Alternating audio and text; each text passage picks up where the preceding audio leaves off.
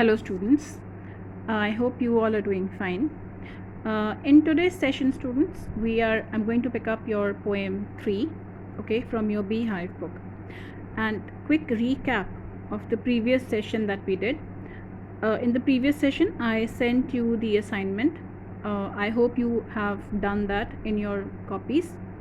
And before the assignment, we did the poem The Wind, okay. So I hope it's all clear for you. In today's session, I'm going to pick up your poem 3, that is Rain on the Roof. Now today's session again consists of 2 videos. In this video 1, I'm going to be explaining the poem Rain on the Roof, as you can see. Okay, so we'll be discussing this poem 3, and in the next video I will be picking up one topic of writing, that is articles. So I'll be explaining you the format and also be doing the example. Okay, so now let's begin with the poem. I hope I'm picking up your poem explanation from your BBC Companion. So if you all have it, please open up to the page 261, as you can see over here, and or else you can open up your book as well. Now to begin with the first stanza. So first I'll start with your explanation of the poem, and then in the end we'll also discuss the poetic devices which are there in the poem. Okay students, now the first paragraph. When the humid shadows hover. Okay, now shadows hover here means to hang or something that flutters.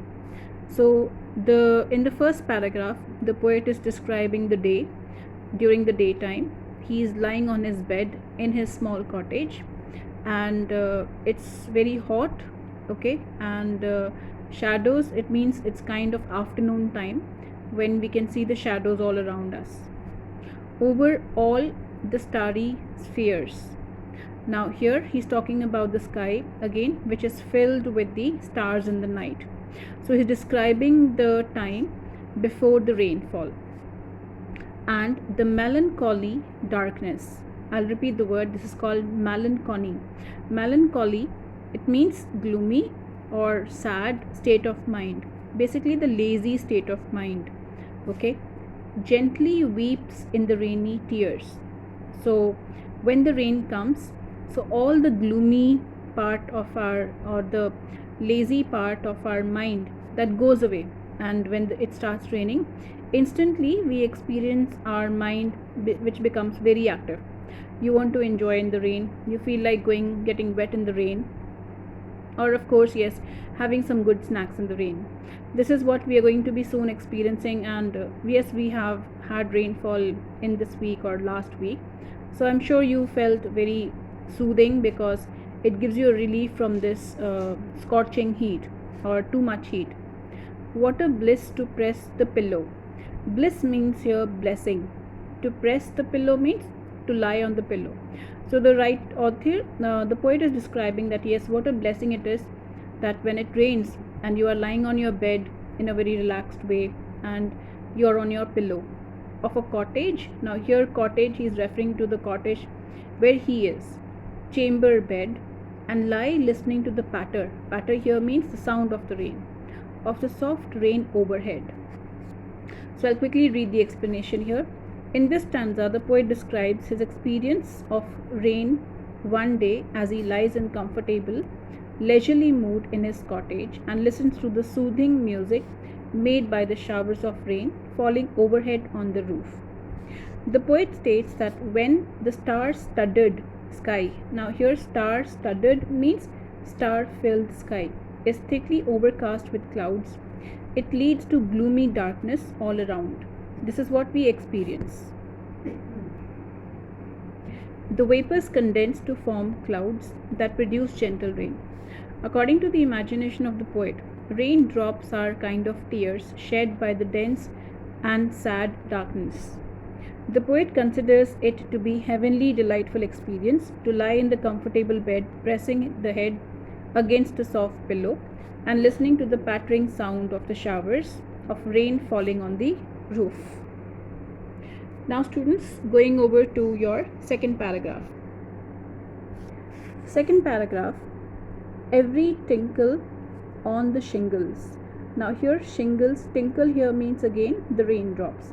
Shingles actually means kind of a disease, but in this paragraph shingles refers to the impression that those drops are leaving on the mind or the heart of the poet. Has an echo in the heart. So he says, so that those raindrops are kind of leaving an impression on his heart. And 1,000 dreamy fancies. So there are lot of dreams that he's, when it rains, so he's experiencing lot of dreams. Into busy being start. And 1,000 recollections weave their air threads into woof as I listen to the patter of the rain above the roof. So here what happens is when it rains, so he talks about 1,000 dreamy fancies. That means the dreams, okay, and those old memories here actually they start coming to his mind. So your dreamy fantasies, actually fancies means the old memories. Into busy being start. So those memories slowly and steadily start coming to his mind. 1,000 recollection means those all old memories, and those memories are weaved their air threads into the woof. So this line means that those memories are coming to his mind one by one, and one memory is recalling the other memory. That's why he says that it is weave their air threads, means एक याद दूसरी याद से जुड़ी हुई है. As I listen to the patter, so when he is listening to the rainfall, that is when the memories are coming. Where is the rainfall? The rainfall is making the noise on the roof. So let me go to the explanation to make it more easier for you. In this stanza, the poet describes the impact of the music made by the rain on his heart and mind.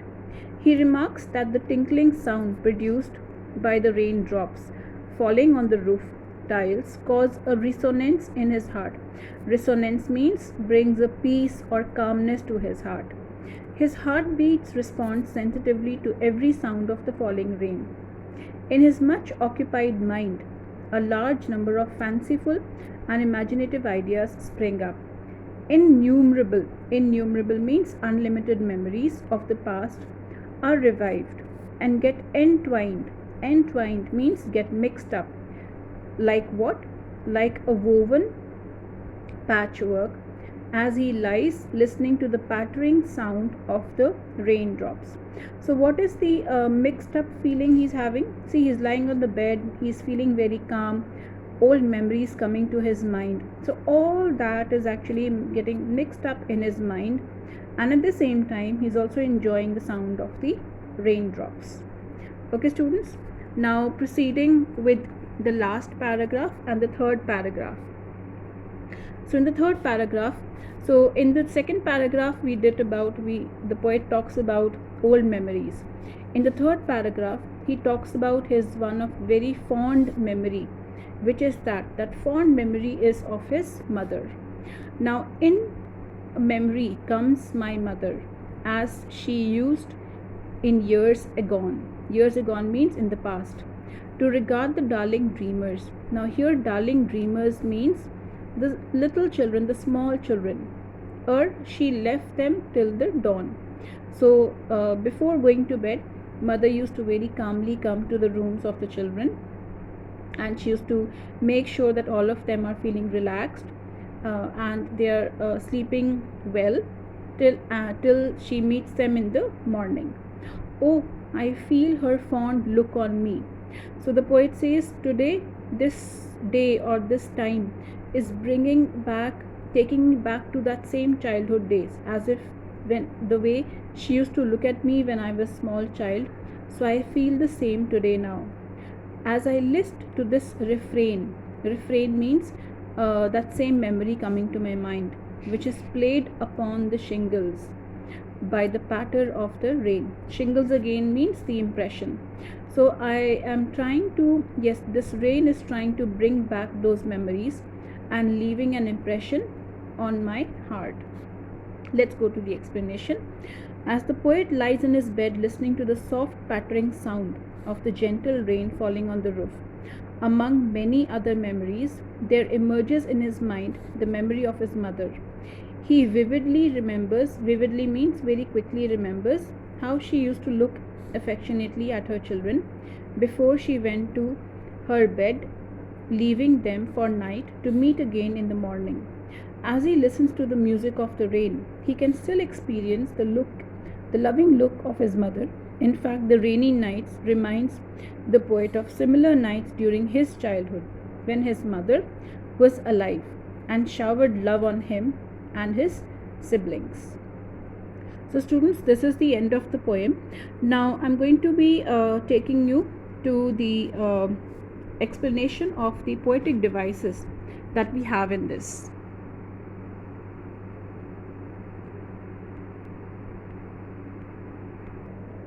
Yes, students.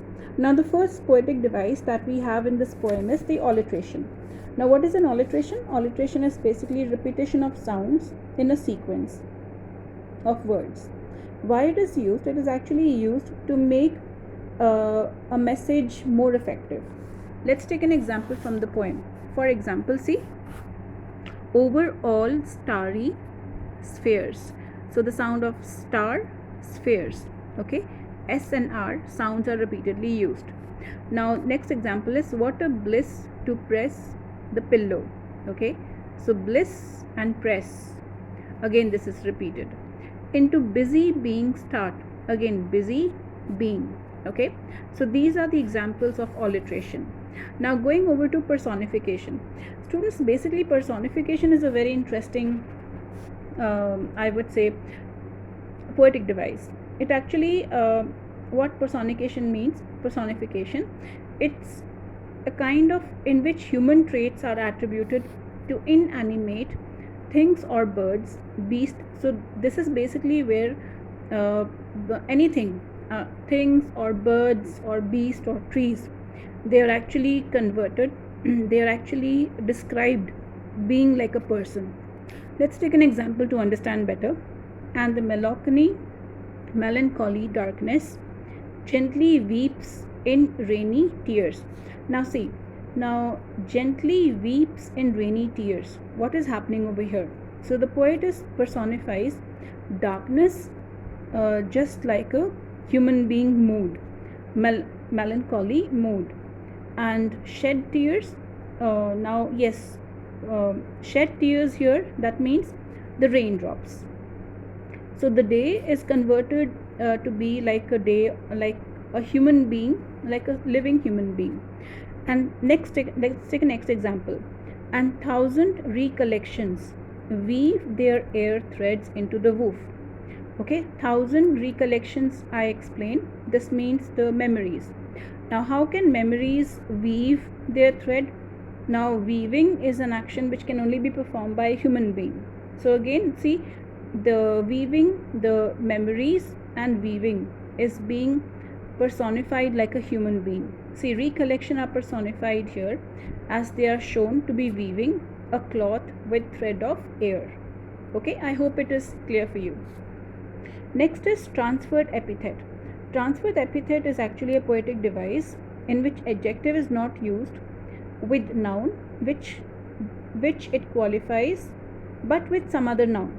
So this is basically, transferred epithet means it is trying to describe a noun but not the immediate noun. It can be describing some other noun. I'll explain it to you with an example. So let's look at this. Now it says melancholy darkness. Here it is not actually the darkness, that is sad, isn't it? Melancholy darkness. So the mood is actually not dark, it is actually the clouds which are dark, okay. But some human beings who are sad in the darkness. Dreamy fancies. Here fancies are not lost in dreams, but it is human beings who are lost in the dreams, okay. So it is basically, yes, so this is what transfer epithet means. To make it very easier for you, just understand that yes, it is basically a poetic device where melancholy, now darkness, okay. Now the adjective over here is melancholy. So melancholy is actually not describing the darkness, it is actually describing the mood of the person, okay. So I hope it I've explained it to you in an easier way, so I hope it is clear. Now next poetic device here is onomatopoeia, okay, which is also called as echoism. It's a figure of speech in which words imitate the sound or sounds they describe. In other words, the sound of an onomatopic word produces is the meaning it conveys, like bang, pop, hiss. So here we have the very prominent, the whole poem has a very prominent onomatopoeia or the sound, which is the sound of the rain, that is called the patter, and the other is the tinkle. Tinkle again, both the sounds patter and tinkle refer to the sound of the rain. Okay students, so this is what we have here. Now there's a rhyming scheme as well. Now the rhyming scheme, as explained this, it is A B C B D E F E. I'll explain how it goes. Now let me take you to an example, to the first paragraph again of the poem, to give you an example of the that is the rhyming scheme. Now see here. Now Hoover, sphere, darkness, tears. Spheres and tears match together, so that is A. Let me make it easier for you. That is A, B, C, D, E, F, G, H. Now what do we have a combination here?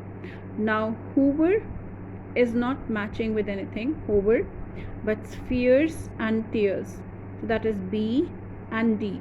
Okay, and then so that is we have A, B, C, and then again we go to D. Okay, so pillows, again we don't have it over here. Okay, so basically what we have, only one thing, that is the rhyming scheme is Hoover, that is spheres and tears. Okay, so I hope the rhyming scheme is also clear up over here. Now students, I am just going to quickly show you the question answers that are there along with the poem. Yes, these 3 stanzas are there, which I have explained. You have to note down these 3 stanzas in your copies, and then the short question answers, like we do it usually, like we do in routine. So these question answers are here, short questions. But of course, I'm going to be when you receive the PDF file, the question answers will be ticked and clearly mentioned, which you have to copy in your note down in your copies, and which you have to just read thoroughly for your better understanding. Okay students, so this is end of video 1 now. Now I'll be shortly starting with video 2 to explain the writing section to you, that is articles. So you can quickly go and take a break and come back soon, so that we can start with your next video, that is of writing section articles.